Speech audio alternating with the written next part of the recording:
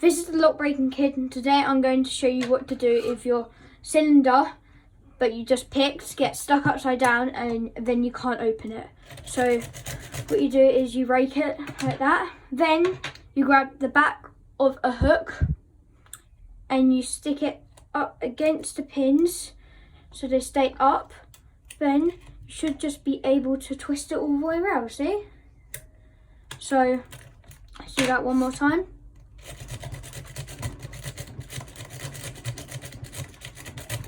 See, that's raked. Get the back of my hook, press it up against the pins. And now it's not doing it. Okay, let's try that again.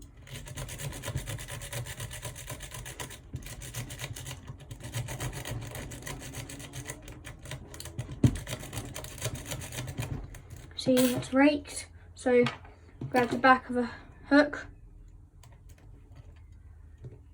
You should just be able to turn it all the way around.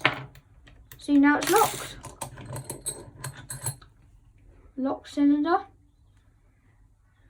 That's all for today's video, and please like and subscribe.